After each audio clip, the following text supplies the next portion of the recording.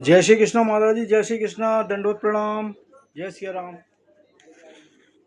सादर दंडवत प्रणाम स्वामी जी महाराज, आपके श्री चरणों में। हरि ओम स्वामी जी। हरि ओम हरि ओम।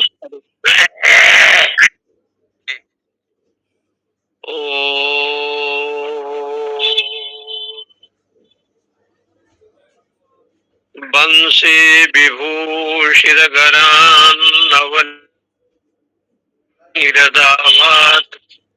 पीतांबराधरुण बिंब फलाधरुष्टात् पूर्णेन्दु सुंदर मुखादर बिंद नेत्रात् कृष्णात् परम किमपि तत्त्वमहं न जाने। ओम पूर्णमदः पूर्णमिदं पूर्णात् पूर्णमुदच्यते पूर्णस्य पूर्णमादाय पूर्णमेवावशिष्यते। ओम शांति शांति शांति। शंकरं शंकराचार्यं केशवं बादरायणं सूत्रभाष्यो कृतवन्दे भगवन्तो पुनः पुनः। ईश्वरो गुरुरात्मेति मूर्तिभेद विभागिने व्योमवद्व्याप्तदेहाय दक्षिणामूर्तये नमः। ओम शांति शांति शांति। मधुर मधुर नाम सीताराम सीताराम। मधुर मधुर नाम सीताराम सीताराम। मधुर मधुर नाम सीताराम सीताराम। मधुर मधुर नाम राधे श्याम राधे श्याम। मधुर मधुर नाम राधे श्याम राधे श्याम। मधुर मधुर नाम सीताराम सीताराम। मधुर मधुर नाम हरे कृष्ण हरे राम। मधुर मधुर नाम हरे कृष्ण हरे राम। मधुर मधुर नाम सीताराम सीताराम। मधुर मधुर नाम राधे श्याम राधे श्याम।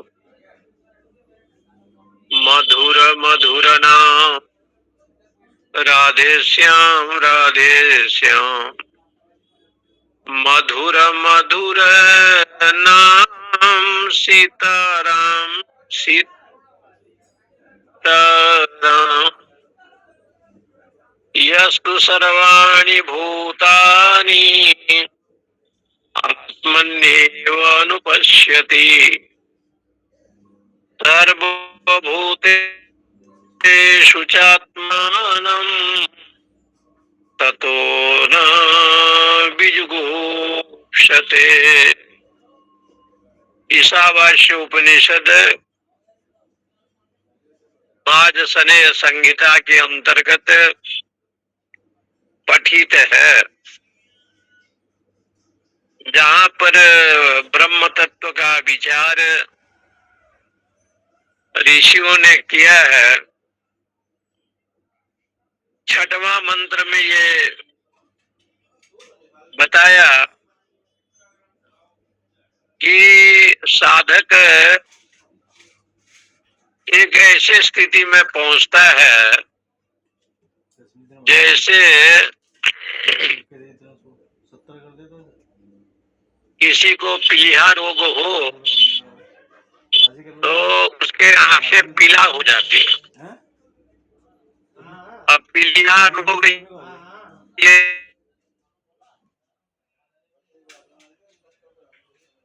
सब पीला ही दिखाई पड़ता है।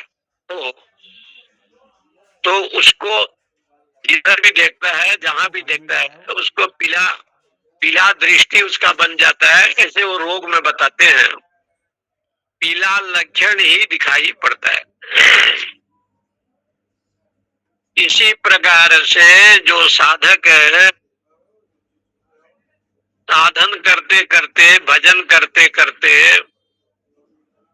आध्यात्मिक संपत्ति को बढ़ाया है। जैसे लोग लौकिक संपत्ति को बढ़ाते हैं, धन संपदा, रुपया पैसा, ये लौकिक संपत्ति है। लोक में होने वाला जो संपत्ति, पारलौकिक संपत्ति जो है वो देवी संपदा है। देवी संपद विमोक्षाय मां निबंधाय शुचि मता। क्योंकि देवी संपदा वाले मोक्ष को प्राप्त करते हैं और आसुरी संपदा वाले बंधन को प्राप्त करते हैं। देवी संपद विमोक्षाय मां निबंधाय सूरी मता। मां सुच संपदम देवी मवि जातो से पांडव। हे अर्जुन, इसलिए शोक मत करो, तुम देवी संपदा वाले हो। देवी संपदा का मतलब दिव्य गुण वाले हो, जिनमें दिव्य लक्षण हो, दिव्य वस्तु का हृदय में धारण कर रखा हो, उसको कहते हैं देवी संपदा। ऐसे जो देवी संपदा से युक्त अवयम सत्वम सुशुद्धि ज्ञान योग व्यवस्थित, जहां ये बताया, ये सारे अलौकिक लक्षण से जो युक्त है, साधक साधना करते करते जितना उसका श्रवण, मनन और निधिध्यासन बढ़ेगा, उतना जो है परमेश्वर में, परमात्मा में, अखंड सच्चिदानंद भगवान में उसका चित्त वृत्ति उतना ही द्रवीभूत होगा।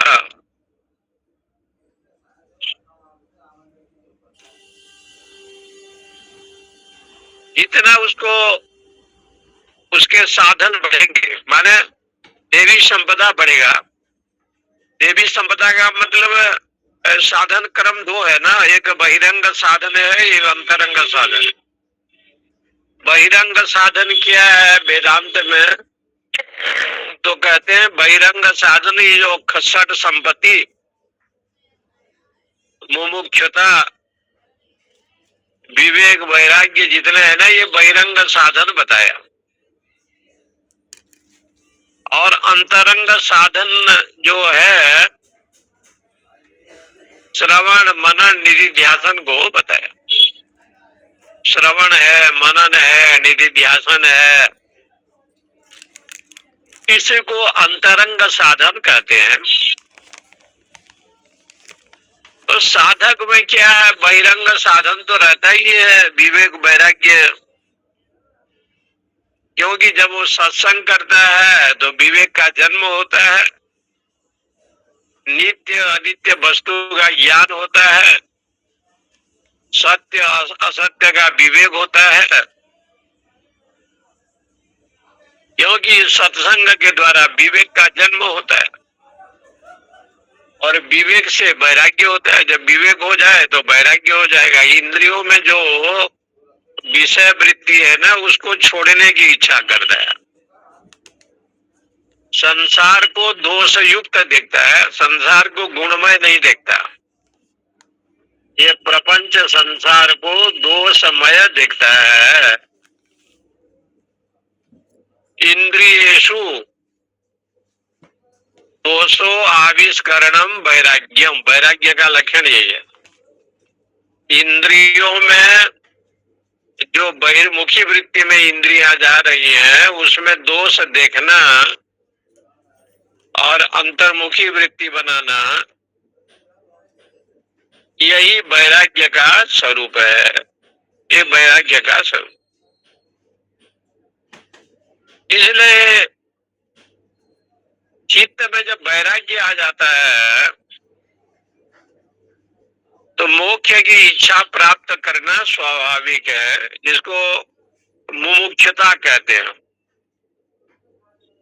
ऐसा साधक है जिसको भगवान ने, कृष्ण ने स्थिति प्रज्ञ बताया। ऐसा साधक जब होता है तो क्या करता है, यस्तु सर्वाणि भूतानि आत्मनि एव अनुपश्यति। संपूर्ण प्राणी को देखता तो है, लेकिन ऐसे नहीं देखता कि ये मेरे हैं, मैं इनका हूं। वो आत्मा को ही देखता है। संपूर्ण प्राणी जगत में, चराचर में, यानी संपूर्ण भूतों को आत्मा स्वरूप के रूप में दर्शन करता है। ये सोचता है कि मेरे से और कोई भिन्न नहीं है, अभिन्न है, सब एक है। और इस प्रकार साधक भूतानी एवं आत्मनि क्या एवं अनु लौंडा आया था वो तुम्हारा चेला। अनुपश्य है आत्मनि एवं, जो अपने हृदय में जो आत्मा है उस आत्मा, इसलिए लोग कोई भूखा रहता है, रोता है तो लोगों में दया भाव आ जाता है कि इनका आत्मा हमारा आत्मा एक है। कोई दुखी है, कोई रोगी है, किसी को कष्ट हो रहा है, तो लोग में ये भाव और हमारा आत्मा कोई अंत नहीं है। साथ ही जानता है, हम करते हैं, कथा कहते हैं, अब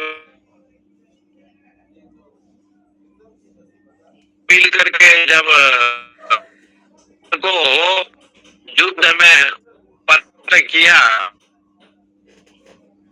और धर्म से उनका जब वध हो गया तो सुभद्रा माता जी बहुत रोई, क्योंकि उनके पुत्र थे, अर्जुन भी रोए। बताया कि सुभद्रा जी ने कहा 28 दिन हो गए 10,000, तो कम से कम 15,000 कि जिनके मामा श्री कृष्ण हो, और ज्यादा आई भाई, देखो सुनो, जिनके 1 मिलियन व्यूज होने पर धर्मराज जी जिनके दादाजी हों, अर्जुन जिनके पिता हों, भीम जैसे उनके दादाजी हैं, व्यूज होने पर कमाई तब अभी अभिमन्यु का वध हो गया, ये तो असंभव है। सुभद्रा जी ने कहा कि कन्हैया जी, कृष्ण जी, आप मेरे भाई हैं और आपके रहते आप चराचर के अखिल ब्रह्मांड के नायक हैं, और आपके रहते इतना महान दर्द भरा मृत्यु अभिमन्यु का हुआ। 28 दिन में नहीं हुए तो कहते हैं कि भगवान कृष्ण ने सुभद्रा जी को, अर्जुन को अपना देह को दिखाया, शरीर को दिखाया। कहीं चाकू लगाया है, तो कहीं बाण लगे हैं, कहीं गदा लगा है। इस प्रकार से ये 7 महारथियों ने मिल करके अभिमन्यु का वध किया था, और जिस प्रकार से अस्त्र शस्त्र चलाए थे, सारा उस अस्त्र शस्त्र का जितना घाव है, जो है, सब के शरीर में दिखाई पड़ा। अर्जुन ने कहा कि भगवान आप तो हमारे साथ थे, लेकिन ये कैसे? अपने विधायक के लिए तो भगवान ने समझाया कि अभिमन्यु अंतिम समय में मेरा स्मरण किया, और जिस समय सारे महारथी मिलकर के नाना प्रकार के अस्त्र शस्त्र से उनका वध किया, वो मैं अपने ऊपर लिया। जातस्य ही ध्रुवो मृत्यु, ये तो नियम है, इसलिए विधि का जो विधान है उसको कोई टाल नहीं सकता। परंतु उनके शरीर में जितने भी कष्ट हुए सारा मैं ही वहन किया, क्योंकि अंत काल में मेरा स्मरण उन्होंने किया। अर्जुन, जिस तुम पुत्र रूप में देखते हो वही आत्मा, उनका आत्मा और मेरे आत्मा, आपका आत्मा कोई भिन्न नहीं है। तो संपूर्ण ब्रह्मांड में, चराचर में जो अखंड चेतना है, जिसको आत्मा कहते हैं, ब्रह्म कहते हैं, वो तो एक है ना। तो साधक क्या करता है? आत्मनि एवं अनुपस्थिति का मतलब है कि सुख काल में भी उसी का दर्शन करता है और दुख काल में भी करता है। ऐसे जो महापुरुष लोग होते हैं, सर्वभूतेषु च आत्मानम, संपूर्ण भूतों में भी उस आत्मा को देखता है। क्योंकि अज्ञानी देह को देखता है, अज्ञानी दोष और गुण को देखता है, अज्ञानी संसार को देखता है, लेकिन ज्ञानी पुरुष देह को नहीं देखते। आपका देह कितना सुंदर है, क्योंकि देह कितना भी अच्छा हो, मलमूत्र दुर्गंध शरीर है, अत धातु से बना हुआ है, इस देह नश्वर है। ये शरीर जीर्ण शीर्ण होगा, रोगग्रस्त हो जाएगा। तो दुख और सुख है ना, ये पाई है जो गीता जी में कहा है, ये आने जाने वाले हैं। जैसे और चल जाते हैं, ऐसे जो दुख जो है ये ऐसे समझते हैं कि ये लोग अतिथि हैं, आए हैं और चले जाए, और आने जाने वाले हैं। आगमा पाई आने और जाने वाले हैं। भारत ये सहन देता है, तो दुख आया वो चला जाएगा, और सुख भी आया वो भी चला जाएगा। इसका दुख जो आते हैं उसके ऊपर ज्ञानी लोग, विद्वान लोग, साधक में अपने धन्य नहीं, वो सोचता है कि ये तो प्रकृति का जो विधान है, सुख दुख, ठंडी गर्मी, साधक यही देखता है कि संपूर्ण भूतों में अपने ही आत्मा को देखता है। इस मतलब हो गया निज प्रभुमय देख ही जगत के ही सन करहूं विरोध। संपूर्ण संसार में साक्षी भूत चेतयिता केवलो निर्गुण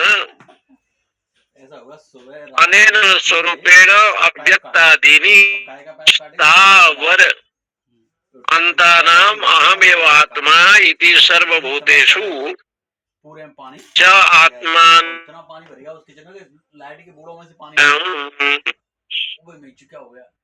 निर्गुण हूँ, निराकार हूँ, समस्त प्राणियों में साक्षी हूँ, चेतन हूँ, निर्गुण हूँ, और अव्यक्त से लेकर के ब्रह्मा से लेकर के स्थावर पर्यंत तक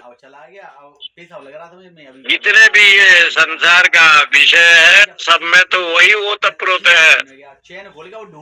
मयि सर्वमिदं प्रोक्तम सूत्रे मणिगणा इव। मैं सर्वत्र व्यापक हूँ। आत्मानं निर्विशेषम यस्तु अनुपश्यति ततः तस्मादेव दर्शयन्त। इस प्रकार से साधक मैं ही हूँ ऐसे कहते हैं। अहम आत्मा गुणाकेश सर्वभूता स्थित। मैंने मुझ आत्मा को छोड़ करके संसार में अन्य कोई आत्मा नहीं है। इस प्रकार से साधक साधना करते करते जिस समय वो स्थिति में पहुंचता है, प्रजाहाति यथा कामान सर्वान पार्थ मनोगतान आत्मन्य आत्मना तुष्ट स्थित प्रज्ञ तदोच्यते। जहाँ भगवान ने स्थिति प्रज्ञ की बात कही, स्थिति प्रज्ञ का मतलब जीवन मुक्त है। जीते जीते वो बंधन से छूट गया, इसलिए उसको जीवन मुक्त कहते हैं।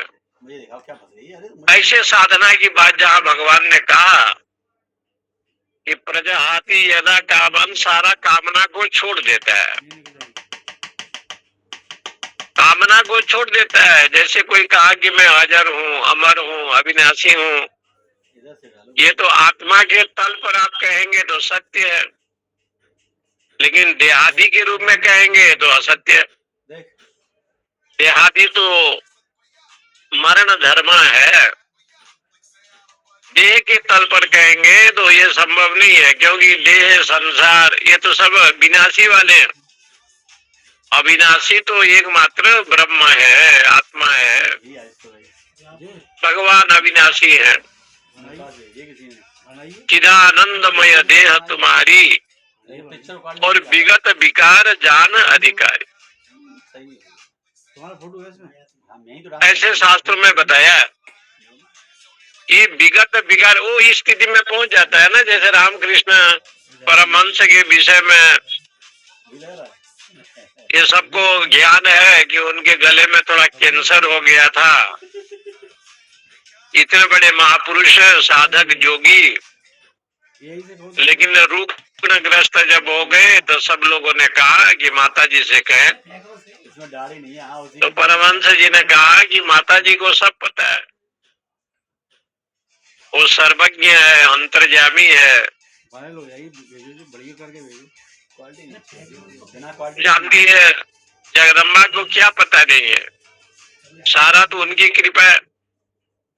लेकिन मैं अपने रोग के लिए कुछ कहूं, क्योंकि रोग का जो विषय है वो देह के तल पर है, देह को लेकर के रोगादि, और मैं तो अखंड सच्चिदानंद ब्रह्म हूँ। मेरे में रोग कहाँ, भोग कहाँ, जोग कहाँ, मेरे में ज्ञान कहाँ, अज्ञान कहाँ। चिदानंद रूप शिवोहम शिवोहम। अरे यार क्या बना रहा है ये आज का। ऐसे स्थिति में जो पहुंच जाता है ना साधक, और वो भी भगवान ने स्पष्ट कर दिया है, बहुना जन्मना मनते, ऐसे लिखा।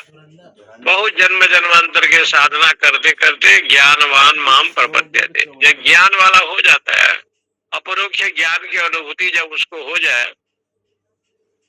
तो वासुदेवम सर्वम, सब कुछ आत्मा है, वासुदेव है, ऐसे भाव रखता है।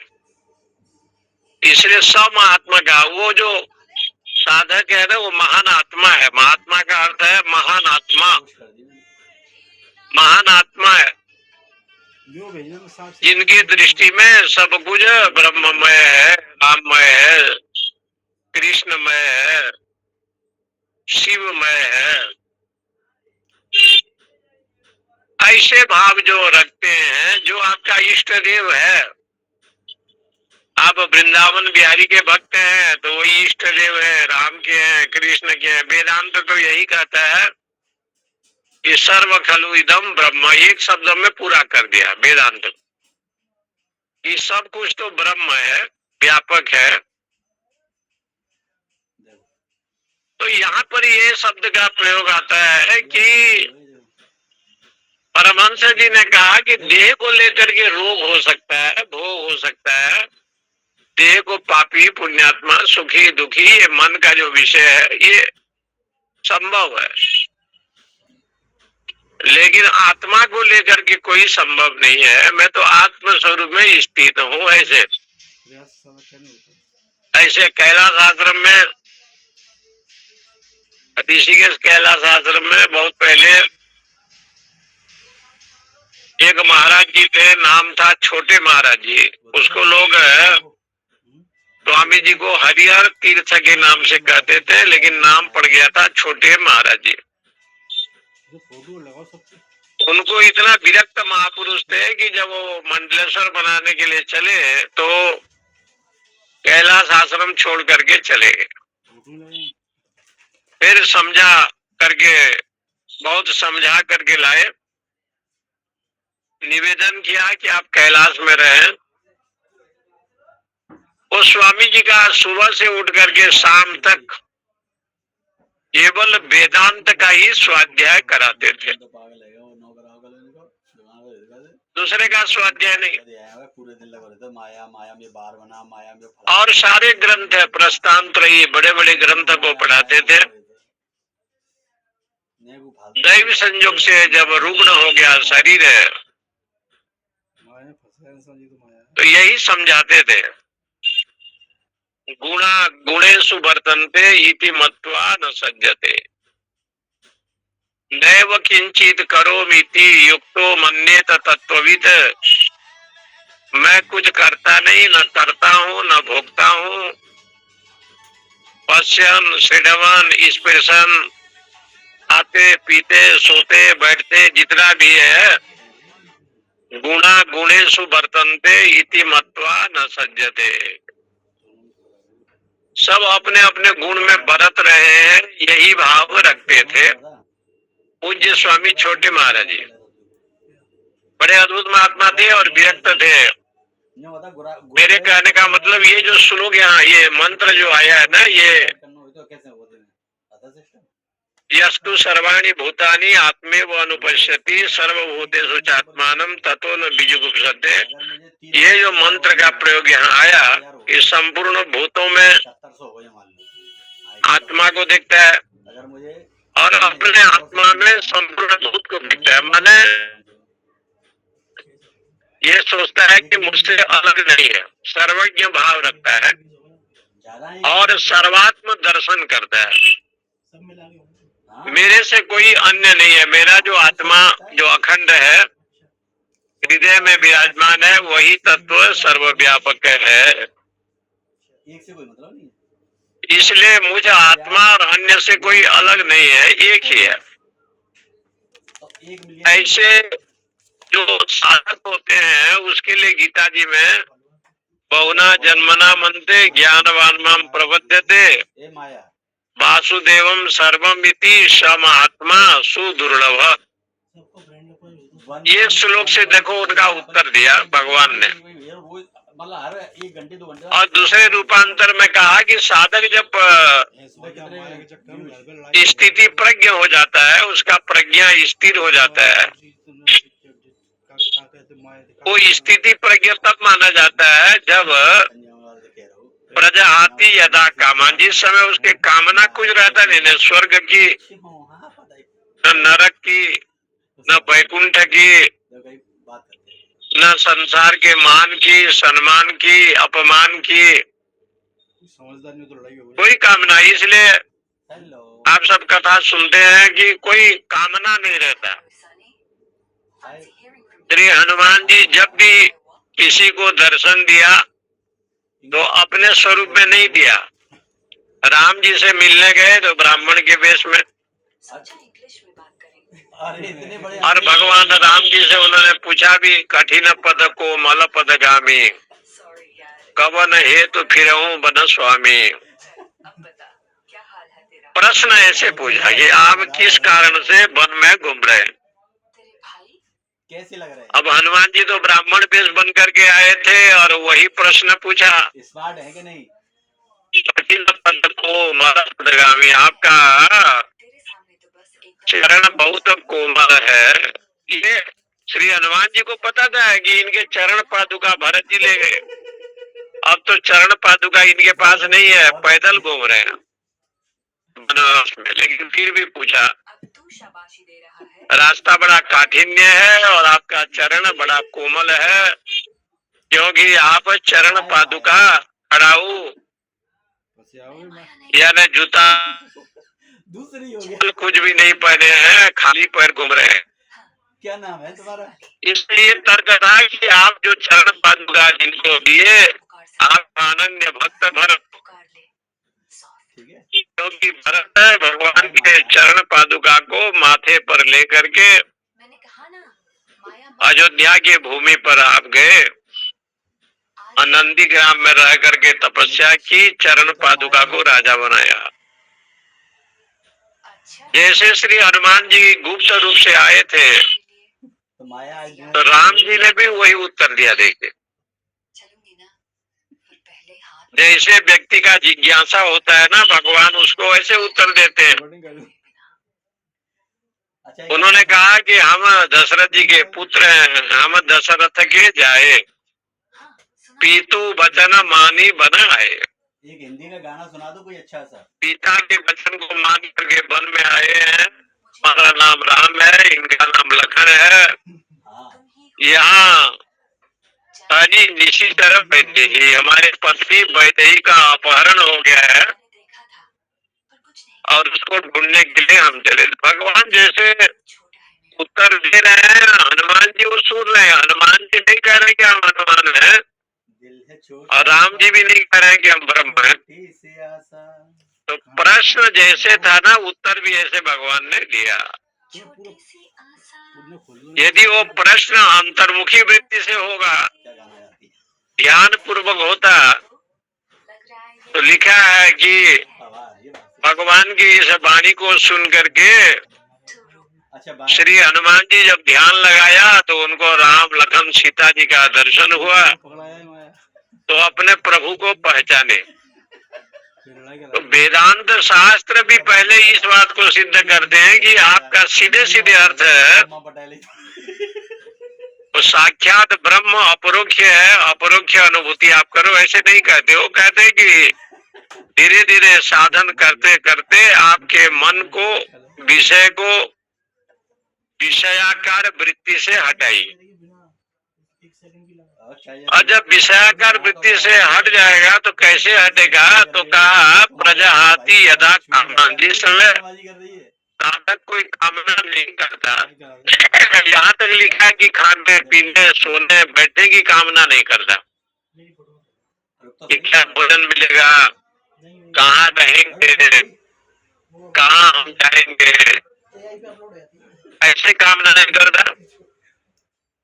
तो कहा ऐसे खाना क्यों नहीं करता? तो भागवत जी के विद्वान लोग कहते हैं अजात पक्षा यो मातरम खगा यथावत सदरा क्षुधारता प्रियम प्रियेव विषितम विशस्ना मनोरविंदाख्य दिदृक्षते त्वाम। भक्त कहता है कि अभी तो पंखा हुआ नहीं है पक्षी में, पक्षी का जन्म नहीं हो पाया है, अभी होने वाला है लेकिन हुआ नहीं अभी। लेकिन उसके माँ ने रहने के लिए पक्षियों के लिए घोंसला बना दिया। भगवान ने घोंसला पहले तैयार कर लिया, अभी तो अंडा जो है ना फूटा नहीं है, पक्षी का जन्म नहीं हुआ। अजात पक्षा, वो पक्षी का इस समय जन्म नहीं हुआ कि वो मातरम करा, लेकिन फिर भी जो है उसके माँ उसकी व्यवस्था कर दिया, पक्षी जन्म लिए, उड़ने लगे, घोंसला तैयार हो गया। पता नहीं चलता है क्या चीज है। यथावत सतरा क्षुधारता। मैं ओम सिंह राणा जी से गुस्सा हो गया। अभी अभी गौ माता के यहाँ से कोई पुत्र का जन्म नहीं हुआ, शिशु का, गोबच्चा का, देखो उसमें, लेकिन दूध देने के लिए वो माता जी का स्तन प्रकट हो गया मैं तो गुस्सा हो गया यार, मुझे नहीं मालूम। और उसमें खीर जो दूध है वो निकलने लगा। बछड़ा का तो अभी जन्म नहीं हुआ, लेकिन भगवान ने पहले दुग्ध पान की व्यवस्था करा दी। इसलिए उन्होंने कहा कि प्रभु तुम कितने कृपालु हो, को पहले सब व्यवस्था। प्रियम प्रियेव विशुद्धम विशेषणा, इसलिए आप प्रियतम है, हम प्रिय हैं, अत्यंत प्रियतम। सबसे बड़ा प्रिय कौन है? पत्नी, ऐसे बताया। उससे भी प्रिय कौन है? उसके बेटा बेटी। बेटा बेटी की अपेक्षा धर्म पत्नी बहुत प्रिय रहता है। तो कहा प्रियम, ये सब प्रिय है, धन भी प्रिय है, लेकिन सबसे बड़ा प्रियतम कौन है? तो कहा प्राण, आत्मा। अपना जो आत्मा है इससे बड़ा प्रिय संसार में कोई नहीं है। अत्यंत प्रिय, अत्यंत प्रिय अर्थ में तम प्रत्यय होकर के प्रियतम, अत्यंत प्रिय।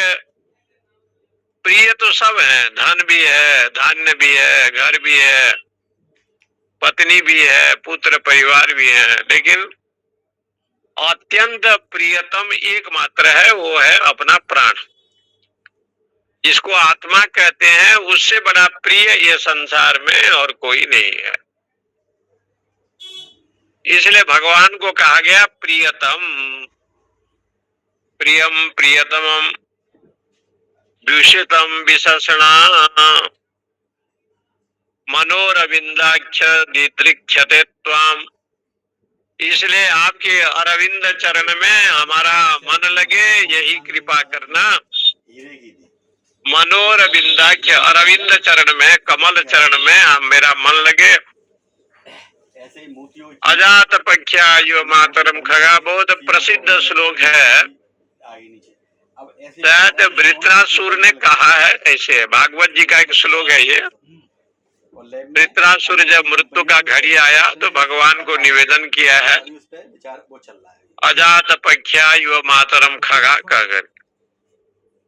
तो यहाँ पर ये भगवान ने उपनिषद को ये दिखाना है कि सर्वभूतेषु च आत्मनम, संपूर्ण भूतों में आत्मा को देखता है। सर्वभूतेषु च आत्मानम निर्विशेषम जो भाई जो यस्तु अनुपश्यति। शंकराचार्य भगवान कहते हैं अच्छे तो हैं, कि संपूर्ण प्राणी में अपने आत्मा को देखता है, क्योंकि वो प्रियतम है। लगने वाला देखो यूज वाला अलग चीज होती है। उससे बढ़ करके कोई प्रियतम नहीं है। वो इतिहास की इतिहास में चलेगी। इसलिए आज भी उसका तो रियल का उसका मतलब पृथक आत्मनो अन्य तुष्टम पश्यत, अपने से अन्य नहीं देखता। आत्मानम एवं अत्यंतम विशुद्धम, आत्मा ही अत्यंत विशुद्ध तत्व है। आत्म स्वरूप को सबसे देखता है।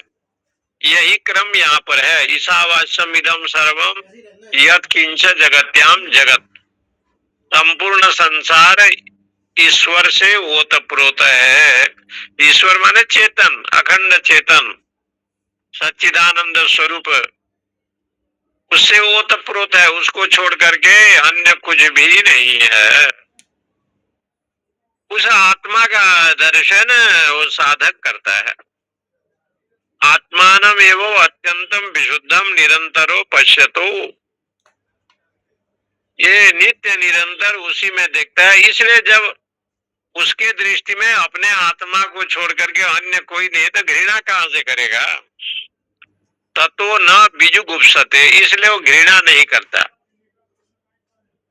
गुपु रक्षण धातु के लट लकार के आत्मनी पदी के एक वचन है। धातु दो प्रकार के होते हैं, एक परस्मै पदी, एक आत्मने पदी।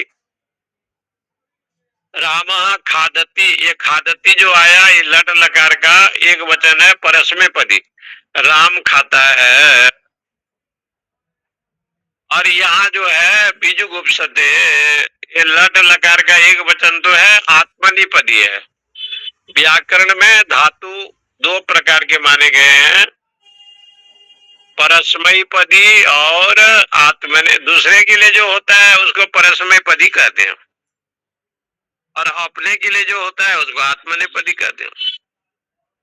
दूसरे को बुलाना है तो परस्मै पदी का जो विषय है धातुओं में, पाणिनि व्याकरणों में, तो परस्मै पदी उभय पद की जो धातु होते हैं दोनों आत्मनिपदी और परस्मै पदी में चलते हैं।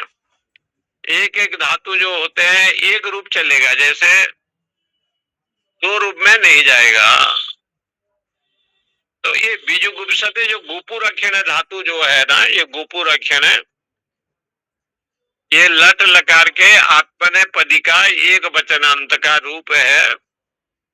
धातु है गुपु रक्षण, रक्षणानुकूल अर्थ में प्रयोग होता है। इसलिए शास्त्र कहते हैं ना कि आप सब पढ़ो लेकिन व्याकरण छोड़ दो। लघु सिद्धांत कौमुदी पढ़ने में 2 साल 2.5 साल लग जाता है, रटने में, पढ़ने में, लेकिन सिर के जो बाल है ना उड़ जाते हैं। उसके लिए लोग कहते हैं जब तक काजू बादाम नहीं खाएंगे तब तक वो होगा नहीं। लेकिन आपको व्याकरण पढ़ना है और व्याकरण के विषय करना है तो केवल कौमुदी पढ़ने में तो इतना परिश्रम क्यों कि ये नीरस ये शब्द है ना, ये व्याकरण ग्रंथ एक ऐसे ग्रंथ है जो बहुत नीरस है, इसमें कोई रसानुभूति नहीं है। जो साहित्य में वेदांत में ये जो रस आता है वो यहाँ रस का वर्णन नहीं है, परंतु शास्त्र कहता है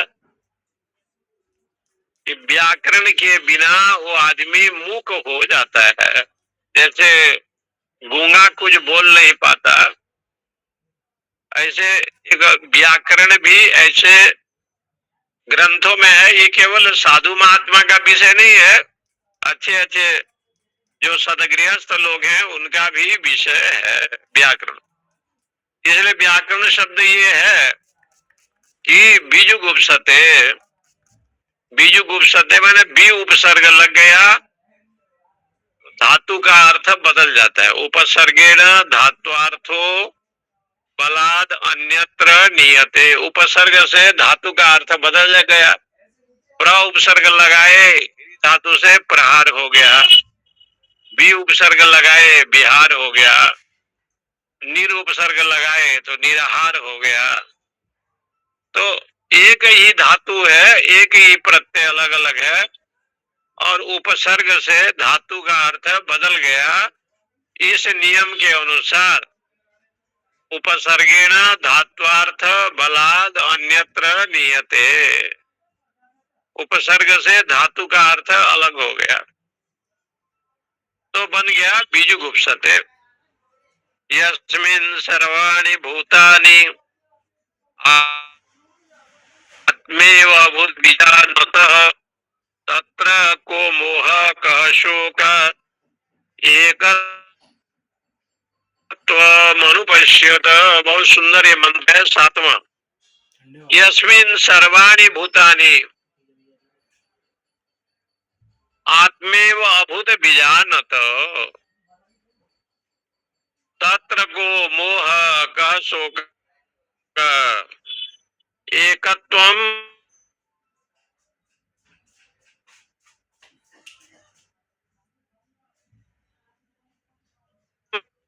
जिस समय सर्वाणि भूतानि आत्मेव अभूत, जिस समय साधक जानता है कि सब कुछ है, सर्वव्यापक आत्मा ही है, उस आत्मा को छोड़ करके अन्य कोई नहीं है। मेरे शरीर में जो आत्मा है ये अखिल संसार में वही आत्मा व्यापक है, अखंड है, सच्चिदानंद रूप है। साधक इस प्रकार से देखता है आत्मा को, माने ईशावास्यमिदम, इसी का ये वर्णन है दूसरा रूप कि संपूर्ण ब्रह्ममय है, इस प्रकार से वो देखता है आत्म स्वरूप। इसलिए सीता जी ने राम जी को नहीं देखा, किसको देखा? सोने को देखा, सोने के मृग को देखा। और सोने का मृग जो मारिच था वो भगवती ने देखा उसको, चाहे वो माया सीता रहे या सीता जी रही, लेकिन सीता महादेवी जी ने माया मृग को यानी सोने के मृग को देखा। और सोने के मृग को देखा तो शास्त्र कहते हैं सोने में कली का निवास होता है। जहाँ राजा परीक्षित जी ने कली को रहने के लिए सोना ही दिया था। अब कली का निवास जहाँ होगा तो वहाँ राग द्वेष मोह माया आसक्त, कली में जितने भी गुण है ना सारे आ जाएंगे। ये कली का सद्गुण है, राग द्वेष छल कपट द्यूत क्रीड़ा जुआ असत्य भाषण परस्त्री गमन हिंसा, ये सब कली के सद्गुण है। कली युग में ये सारे सद्गुण विद्यमान रहते हैं। अब जैसे सोने की बात आई तो सोने के मृग में तो कली का प्रवेश हो गया। और जब कली का प्रवेश किसी को हो जाए तो वहां पर भगवत दर्शन कहाँ होगा? राम जी का दर्शन नहीं होगा। जब राम का दर्शन नहीं होगा तो लखन का भी दर्शन नहीं होगा। लखन तो एक वैराग्य स्वरूप है, वैराग्य प्रतिमूर्ति लखन लाल जी है, राम तो ब्रह्म रूप है। तो दोनों का दर्शन का अभाव सीता महादेवी को हुआ, क्योंकि वो सुवर्ण मृग को देखा। भले वो जानती है कि सुवर्ण मृग नहीं होता है, लेकिन देखने पर जो आसक्ति भाव हुआ, उनको जो भ्रम ज्ञान हुआ, ये नाना प्रकार के जो विषय बना, ये कली का प्रताप। और ये कली का प्रताप हो जाने, जब कली का प्रताप हो जाएगा तो भजन साधन या सदाचार ये सारा जो है ना दूर हो जाता है। इस बात को सिद्ध करने के लिए शास्त्रों में कहा गया है कि आत्मेव अभूत बीजानत। जब आत्मा ही सब कुछ है, ऐसे साधक जानता है कि संपूर्ण अखिल ब्रह्मांड में एक ही आत्मा है, उसको छोड़कर कोई नहीं है। ऐसे जब जानता है, कौन जानता है? कि आत्मेव अभूत बीजानत ज्ञानी साधक पुरुष जानता है।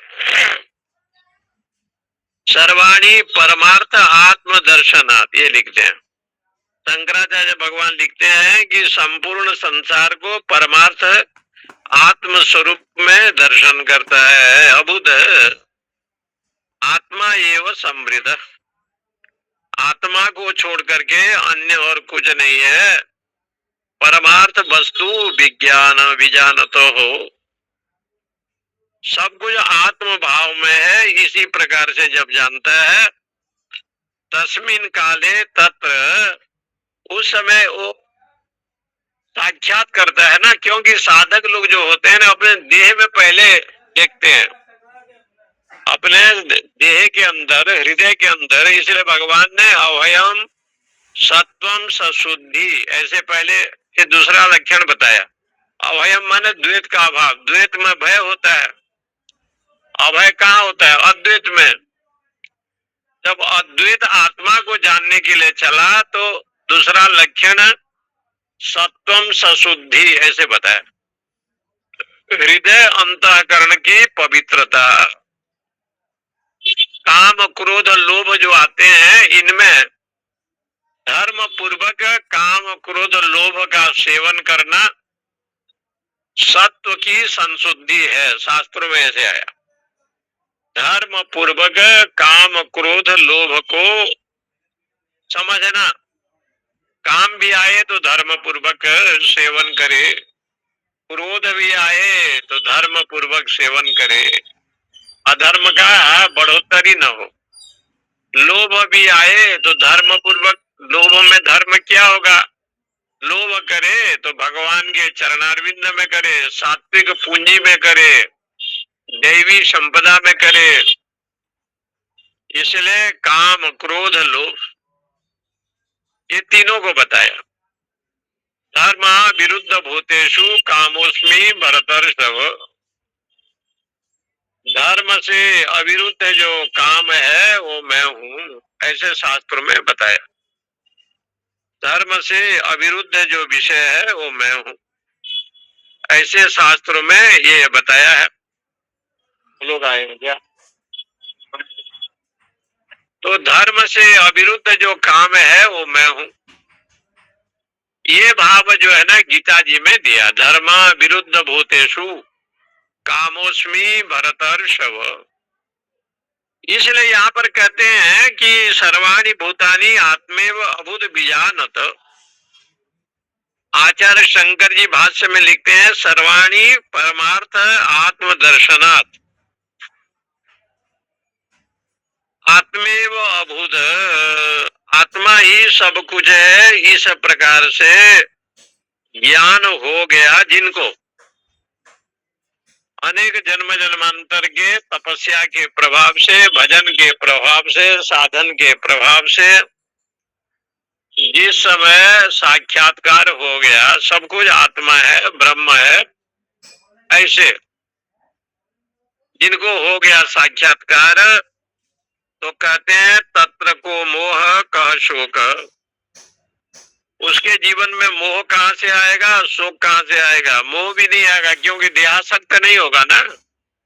मोह जो आता है, मोह का अर्थ मोह विचत्ते, बुद्धि का मूर्छित तो हो जाना, इसका नाम है मोह। मोह विचित्य धातु से मोह शब्द बना व्याकरण में। विचित्य का अर्थ होता है बुद्धि का अभाव, माने यथार्थ बुद्धि का ज्ञान नहीं होना, इसका नाम हो जाता है मोह। मोह विचित्य धातु से मुह्यति इति मोह, मोहित हो जाता है। कहीं कहीं अनेक शब्द बनता है, अन्य शब्द मुह्यमान इति, वो मोहित हो गया। कहाँ मोहित हो गया? द्वा सुपर्णा सौजा सगायाम समान वृक्षम परिशस्व जाते तयोरन्यम पिपलम स्वादवत्ती अनस्नन्यो अभिचा कसीति। मुंडक उपनिषद में कहा एक ही वृक्ष है, दो पक्षी है। एक पक्षी पीपल का फल को खाता है, एक नहीं खाता। जो नहीं खाता वो साक्षी के रूप में रहता है, और जो खाता है वो कर्म फल का भोगता है, जीवात्मा। और जो फल नहीं खाता है वो दृष्टा है, इसलिए वो परमात्मा है। तो जीव और परमात्मा का दोनों का विलक्षण जो स्वरूप है वहां पर बताया, जीव और परमात्मा का। इसलिए दोनों पक्ष आप भगवत गीता में भी देखेंगे। अर्जुन रथी है और सारथी भगवान। सारथी भगवान है तो कैसे सारथी है? घोड़े को जो बस में कर रखा है, चिबुक लेकर के खड़ा है, तोत्र वेत्रे को पाणे, जो घोड़े के बागडोर को संभाल रखा है, ऐसा जो परमात्मा तोत्र वेत्रे का पाणे, जो घोड़े की लगाम को संभाल रखा है। इसलिए भगवान कृष्ण घोड़े को संभालने में जितेंद्रिय है, इसलिए आपको कहते हैं ऋषिकेश। उनका नाम पड़ गया ऋषिकेश। और यहाँ अर्जुन है रथी, इसलिए रथी को शोक होता है, मोह होता है, लेकिन सारथी को नहीं हो रहा है, क्योंकि इंद्रिय रूपी घोड़े को अपने हाथ में ले रखा है। उनका लगाम जो है अपने हाथ में, मन को लगाम बना रखा है। और जब मन इंद्रियां अपने अधीन में रहेंगे तो शोक मोह कहां से होगा? नहीं हो पाएगा। इसलिए अर्जुन को शोक हुआ, अर्जुन को मोह हुआ, ये मेरे हैं, मैं इनका हूं। ये जो मोह आया, ये मेरे दादा हैं, ये पितामह हैं, ये गुरु हैं, इस प्रकार से देख करके जो शोक भाव आया। शोक मोह केवल रथी को होता है, सारथी को कहीं नहीं होता। देह में रथी कौन है? जीव। इसलिए जीव अंतःकरण से युक्त है, इसलिए शोक मोह से ये मेरे तेरे भाव का जन्म होता है, और मोह का भी जन्म होता है, मोह भी आता है। अशोक मोह यहाँ पर होता है। इसलिए कहते हैं ज्ञानी पुरुष क्या करते हैं? आत्मा को ही जानते हैं, ब्रह्म को ही जानते हैं। जैसे गोपिकाएं केवल कृष्ण का ही दर्शन करती थी। या दोहने अवहनने मथनोपलेप। सुखदेव जी कहते हैं कि गौ के दोहन के समय, दूध बेचते समय, दही बनाते समय, घी निकालते समय, मक्खन करते समय, मक्खन को जब बनाते थे उस समय, गौ बछड़ा की सेवा के समय, या दोहने अवहनने मथनोपलेप प्रेम क्षणे ना भरुदितोर क्षण मार्जना दो। मार्जन करते समय केवल कृष्ण कृष्ण कृष्ण का दर्शन होता था। कृष्ण को छोड़ करके और कोई भाव नहीं जगता था।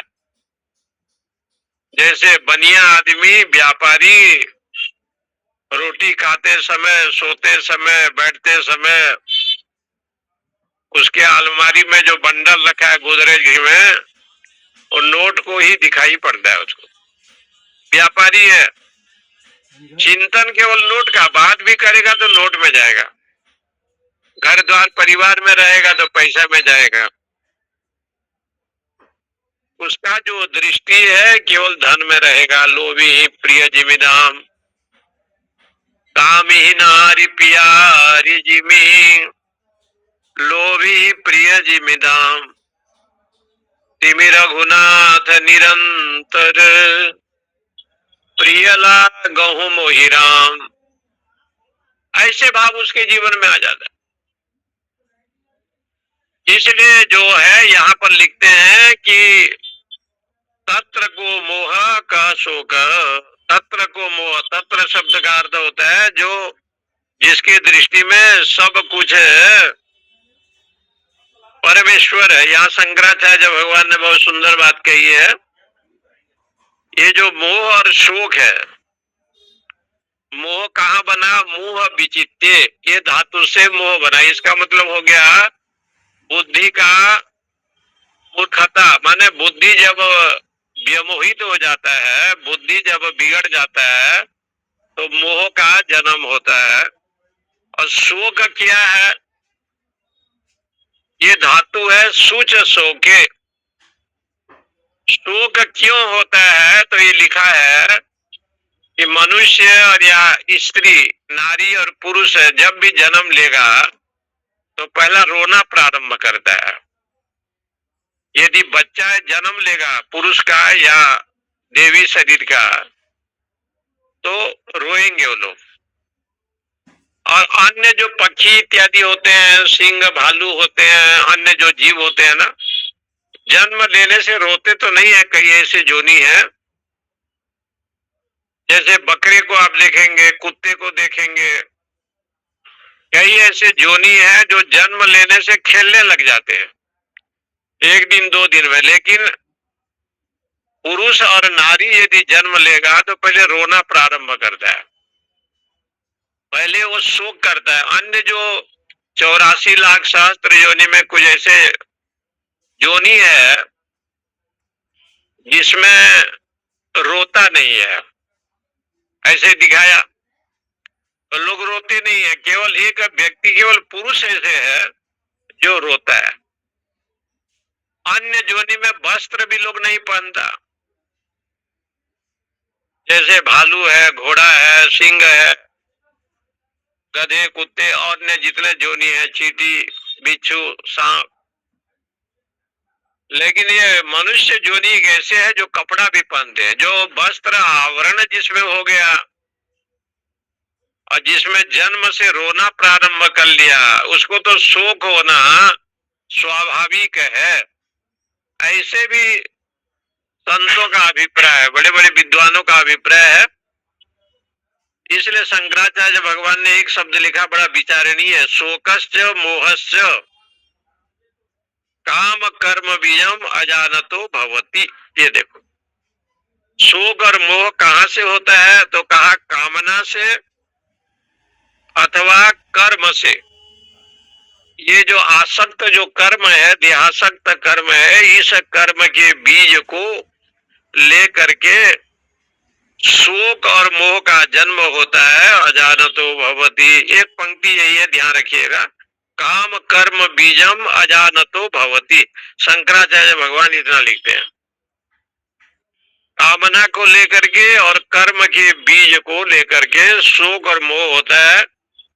जो इसको जानते हैं वो शोक और मोह नहीं करते। कामना का को जानते हैं, इसका मतलब आत्मा अजन्मा है, जन्म मृत्यु वाला नहीं है। जो जानता है उसमें कोई कामना नहीं है, कर्म भी नहीं है, वो निर्गुण है, निर्विकल्प है, निराकार है, ओम है। इसलिए न तो आत्म एकत्वम विशुद्धम गगनोपमम पश्यतो। इसलिए आत्मा विशुद्ध तत्व है और आकाश के समान व्यापक है। ऐसा जो आत्मा को जानता है, तत्र को मोह का शोक एकत्वम अनुपश्यति। इसलिए जो एक को दिखता है जानता है वो शोक मोह से पार हो जाता है। ओम पूर्णमद पूर्णमिदम पूर्णात् पूर्णमुदच्यते पूर्णस्य पूर्णमादाय पूर्णमेवावशिष्यते। ओम शांति शांति शांति। हरि ओम। ओम नमो नारायण स्वामी जी। हरिओम हरिओम। ओम नमो नारायण स्वामी। ओम नमो नारायण स्वामी जी। हरि ओम हरि ओम हरि ओम। जय श्री कृष्ण स्वामी जय श्री कृष्ण। जी जी जय श्री कृष्ण माता जी, जय श्री कृष्ण, जय श्री कृष्ण। हरि ओम हरि ओम। फादर नमस्ते, जय श्री कृष्ण। जी जी हरि ओम हरि ओम। नारायण नारायण नारायण महादेव। नमो नारायण स्वामी जी, जय श्री कृष्ण। जय श्री कृष्ण महाराज जी। जय श्री कृष्ण। हरि ओम स्वामी जी। हरि ओम हरि ओम हरि ओम।